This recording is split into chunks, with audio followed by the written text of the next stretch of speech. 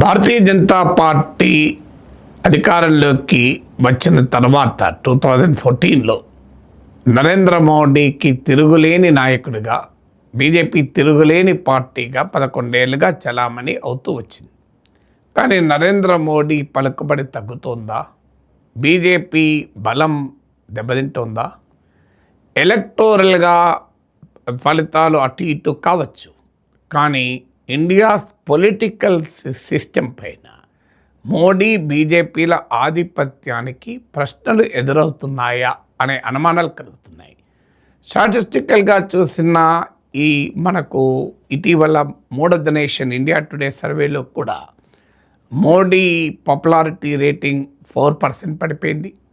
NDA popularity rating అయితే 10% పడిపోయింది. So ఇది మామూలు పతనం కాదు. 10% decline in the NDA popularity. Of course still NDA domination ఉంది, మోడీ డామినేషన్ ఉంది, కానీ గ్రాఫ్ కిందికి పడిపోతుంది అనేది ఒక స్పష్టమైన ఇండికేషన్ ఉంది. వాస్తవంగా 2024 ఎన్నికల్లోనే ఇది కనిపించింది. బీజేపీ బలం 63 సీట్స్ తగ్గినాయి. కానీ మహారాష్ట్ర, హర్యానా, ఢిల్లీ ఎన్నికల్లో గెలవడంతో మళ్ళీ మోడీ అజేయుడు, బీజేపీని ఓడించడం ఎవరితరము కాదు అన్న భావన మళ్ళీ కలిగింది. కానీ ఇటీవల పరిణామాలు చూస్తే బీజేపీ డామినెంట్ నరేటివ్ను కోల్పోతుందా అనే డౌట్ వస్తుంది. ఇది అర్థం కావాలి అంటే బీజేపీ ఈ స్థాయిలో, మోడీ ఈ స్థాయిలో తిరుగులేని నాయకత్వాన్ని సాధించడానికి దోహదం చేసిన ఫ్యాక్టర్స్ ఏంటి? ఆ ఫ్యాక్టర్స్లో ఏమైనా చేంజ్ వచ్చిందా? మొదటి ఫ్యాక్టర్ హిందుత్వ అపీల్. బీజేపీ పెరుగుదలకు మొదటి నుంచి కూడా హిందుత్వ అపీల్ ముఖ్యం.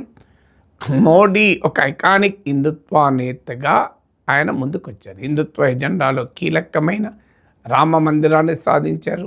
ఆర్టికల్ 370 రద్దయిపోయింది. కొన్ని రాష్ట్రాల్లో యూనిఫామ్ సివిల్ కోడ్ మొదలైంది. కానీ వాట్ నెక్స్ట్ అన్న ప్రశ్నకు ఆన్సర్ లేదు.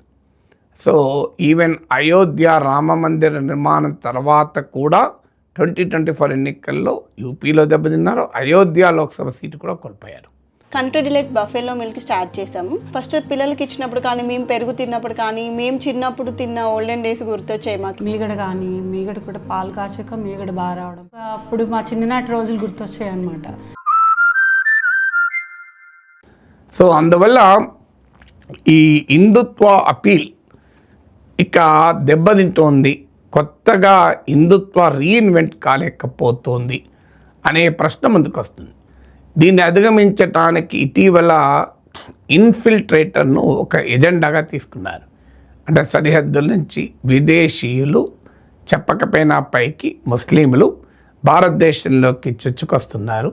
దీనివల్ల హిందూ జనాభా దెబ్బతింటుంది, డెమోగ్రఫీ మారిపోతుంది అని ఇటీవల prime minister Modi independence day స్పీచ్లో అన్నారు. సరిగ్గా ట్రంప్ నుంచి మొదలుకొని యూకేలో ఇటీవల జరిగిన rally, far right rally, France, జర్మనీలో ఫార్ రైట్ చేసే గ్రేట్ రిప్లేస్మెంట్ థియరీ మోడీ కూడా రిపీట్ చేస్తున్నాడు.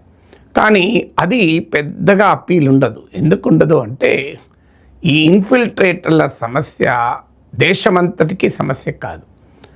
వెస్ట్ బెంగాల్, అస్సాం, బీహార్ లాంటి కొన్ని రాష్ట్రాలకు, అది కూడా బార్డర్లో ఉన్న కొన్ని జిల్లాలలో ప్రాబ్లం.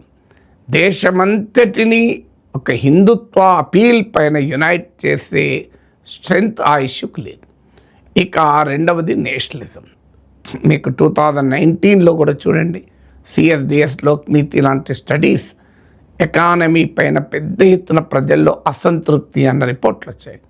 వాస్తవంగా ఇటీవల mode of the nation India today సర్వేలో కూడా ఎకానమీ విషయంలో మోడీకి ఎప్పుడు మార్కులు రాలేదు, బీజేపీకి ఎప్పుడు మార్కులు రాలేదు. మీరు ప్రతి mode of the nation survey చూడండి, ఇదే కనబడుతుంది. కానీ బీజేపీకి ఉన్న స్ట్రెంగ్త్ అల్లా హిందుత్వ తర్వాత నేషనలిజం. మీకు అది సర్జికల్ స్ట్రైక్స్ తర్వాత యూపీ ఎలక్షన్ చూసాం, మీకు పుల్వామా, బాలాకోట్ స్ట్రైక్స్ తర్వాత 2019 లోక్సభ ఎలక్షన్ చూసాం. కానీ ఇటీవల ఆపరేషన్ సింధూర్ తర్వాత ఆ నేషనలిస్టిక్ అపీల్ కాస్త మోడీ పలుకుబడిని పెంచలేదు. ఇటీవల India today mode of the nation సర్వేలో కూడా అది స్పష్టంగా బయటపడింది. సర్జికల్ స్ట్రైక్స్, బాలాకోట్ స్ట్రైక్స్ తర్వాత పెరిగినంత మోడీ పాపులారిటీ ఇప్పుడు కనిపించలేదు. దీనికి అనేక కారణాలు ఉండొచ్చు. ముఖ్యమైన కారణం BJP eco system, Sangh Parivar eco system పెద్ద ఎత్తున ఎక్స్పెక్టేషన్స్ క్రియేట్ చేసింది. మోడీ లాంటి స్ట్రాంగ్ లీడర్ ఉన్నాడు కనుక పాకిస్తాన్కు బుద్ధి చెప్తాడు, పాకిస్తాన్ పని అయిపోయింది, పాక్ ఆక్రమిత కశ్మీర్ పీఓకే కూడా వచ్చేస్తుంది, అఖండ భారత్ దిశగా భారత్ అడుగులేస్తోంది, న్యూ ఇండియా ఇది, న్యూ ఇండియాను ఎదుర్కొంటే ఎవడైనా మసి కావాల్సిందే. ఈ నరేటివ్ కాస్త భారీగా బిల్డ్ చేసి పెట్టారు. కానీ బీజేపీ, సంఘ్ పరివార్ కూడా శ్రేణులకు కూడా అర్థం కాకుండా సడన్గా మోడీ ఆపరేషన్ సింధూర్ ఆపేశారు. తర్వాత డ్యామేజ్ కంట్రోల్గా ఆపరేషన్ సింధూర్ ఆగలేదు, అది ఇప్పటికీ కంటిన్యూ అవుతుందని ఎన్ని చెప్పినా రియాలిటీ మనకు కనబడుతుంది అక్కడ. దానికి ట్రంప్ కాస్త ఆజ్యం పోసాడు, నేనే ఆపించిన, అది కూడా ట్రేడ్ అనే వెపన్ ప్రయోగించేది. ట్రంప్ను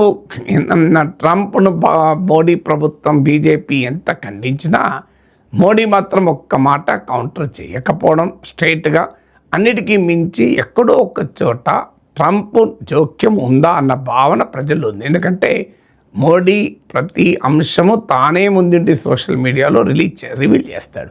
అలాంటి ట్రంప్ ముందు రివీల్ చేశాడు కనుక ట్రంప్ జోక్యము అనే అంశంలో ఎంతో కొంత నిజం ఉండవచ్చు అని.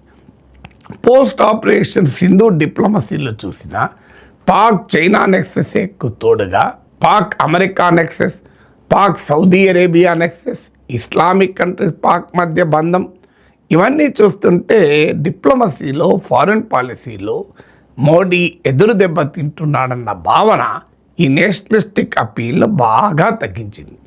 అందువల్ల మీకు పుల్వామా, బాలాకోట్లో వచ్చిన అడ్వాంటేజ్ పహల్గామ్ ఆపరేషన్ సింధూర్లో రావడం లేదు. ఇక థర్డ్ ఫ్యాక్టరు మనకు విశ్వగురు ఫ్యాక్టర్.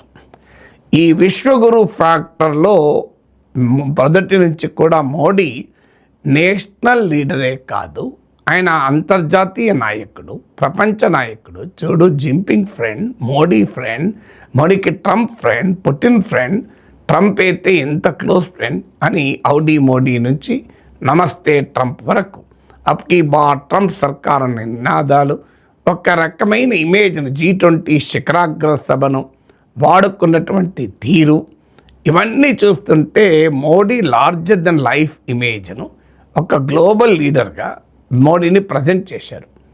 అది ఇటీవల కాలంలో చాలా రూడ్గా షేక్ అయిపోతుంది. ఎందుకంటే ట్రంప్ చెడాపడా వాయిస్తున్నాడు, మోడీ ఫ్రెండ్షిప్ ఎక్కడ పోయింది అని అనే ప్రశ్నలు వస్తున్నాయి, ట్రంప్ ఇండియాను అవమానిస్తున్నాడు. ముఖ్యంగా ఈ విశ్వగురు, హిందుత్వ, నేషనలిస్ట్ అపీల్స్ బలంగా ఉండే మిడిల్ క్లాస్ దెబ్బతీసే H1B వీసా మార్పులు, ఇవన్నీ ట్రంప్ చేస్తున్నాడు. ట్రంప్ను సపోర్ట్ చేసి, ట్రంప్ను ప్రమోట్ చేసి, ట్రంప్ బ్రాండ్ను మెచ్చుకొని ట్రంప్ పక్షాన నిలబడ్డ మోడీ, బీజేపీ ఇప్పుడు ఏం చేయాలో అర్థం కాని పరిస్థితి ఉంది. దీనికి తోడు పాకిస్తాన్ అరబ్ లీగ్తో, ఇస్లామిక్ కంట్రీస్తో కలిసి కీలక పాత్ర పోషించడం, ట్రంప్ దెబ్బకు చైనా వైపు చూడాల్సి రావడము, ఇవన్నీ కూడా మోడీ విశ్వగురు ఇమేజ్కు ఒక పెద్ద దెబ్బ తగిలేలా చేసింది. ఇది థర్డ్ ఫ్యాక్టర్. ఫోర్త్ ఫ్యాక్టర్ ఏంటంటే మొదటి నుంచి మోడీకి ఉన్న అడ్వాంటేజ్ కాస్త వీక్ అపోజిషన్ బలహీనంగా ఉండడమే మోడీ అసెట్. దాన్నే టీనా ఫ్యాక్టర్ అంటారు. There is no alternative. అందుకే బీజేపీ మొదటి నుంచి కూడా మోడీ వర్సెస్ రాహుల్ గాంధీ అనే నరేటివ్ బిల్డ్ చేస్తూ వచ్చింది.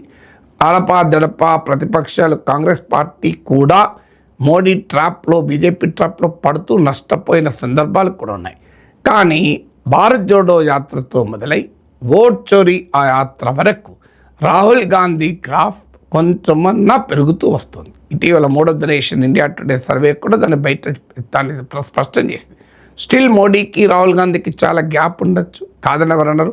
కానీ ఒకప్పుడు లయబిలిటీ అనుకున్న రాహుల్ గాంధీ అపోజిషన్కు అసెట్గా మారుతున్నాడు. నేను మొదటి నుంచి కూడా చెప్తున్నాను, బీజేపీని ఓడించాలంటే ప్రాంతీయ పార్టీలతో సాధ్యం కాదు.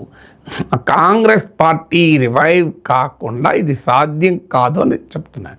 ఇప్పుడు మీకు ఇటీవల కాలంలో 2024 ఎలక్షన్లో నియర్లీ 100 సీట్లు తెచ్చుకోవడమే కాదు, కర్ణాటక, తెలంగాణ రాష్ట్రాల్లో గెలవడమే కాదు, కాంగ్రెస్ పార్టీ కాస్త రివైవల్ సైన్స్ కనబడుతున్నాయి. అయితే ఇది పూర్తి స్థాయి రివైవల్ అని చెప్పలేము, ఎందుకంటే మహారాష్ట్రలో అనుభవం చూసాం. లోక్సభ ఎన్నికల్లో మంచి పర్ఫార్మెన్స్ చూపి అసెంబ్లీ ఎన్నికల్లో మహావికాస్గా అది దెబ్బతిన్నది.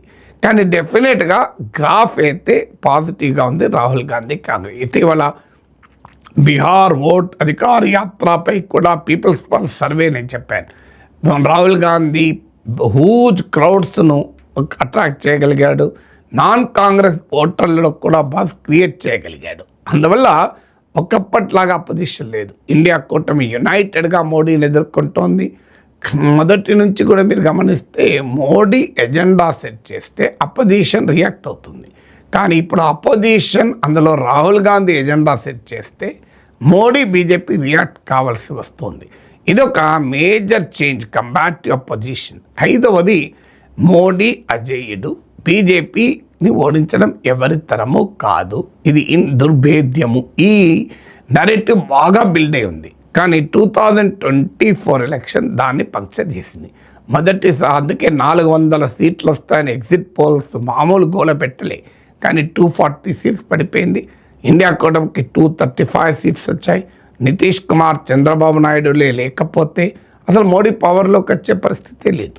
సో ఇది అందులో 2014 నుంచి బీజేపీకి కంచు కొట్టలుగా ఉన్న నార్త్ ఇండియా అండ్ వెస్ట్ ఇండియాలో బీజేపీ దెబ్బతిన్నది. సో మొదటిసారిగా మోడీ కూడా ఓటమికి అతీతుడు కాదు. ప్రశాంత్ కిషోర్ లాంటి వాళ్ళు మొదటి నుంచి చెప్తున్నారు మోడీని ఓడించడం అసాధ్యమేమీ కాదు అని. తర్వాత హర్యానా, ఢిల్లీ, మహారాష్ట్ర ఎన్నికల్లో గెలిచినా ఓడించగలము మోడీని అనే ఫ్యాక్టర్ మాత్రం దేశ ప్రజల ముందుకొచ్చింది.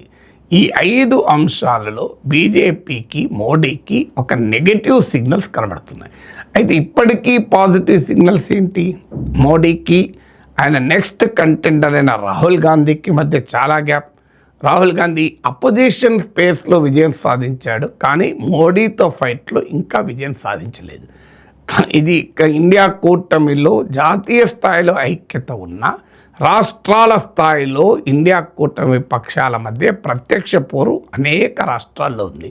ఇది బీజేపీకి ఉన్న అడ్వాంటేజ్. దీంతోపాటు లాభార్థి పాలిటిక్స్ అంటే మోడీ ప్రభుత్వము, బీజేపీ రాష్ట్ర ప్రభుత్వాల వెల్ఫేర్ స్కీమ్స్ వల్ల వస్తున్నటువంటి అడ్వాంటేజెస్, దాని బెనిఫిషరీస్. అందుకే మీరు గమనించండి, హిందుత్వ అపీల్ దెబ్బతిన్నది, నేషనలిస్ట్ అపీల్ దెబ్బతిన్నది, విశ్వగురు అపీల్ దెబ్బతిన్నది. కనుక Modi income tax relief, GST రిలీఫ్లను పెద్ద ఆయుధాలుగా వాడుతున్నాడు.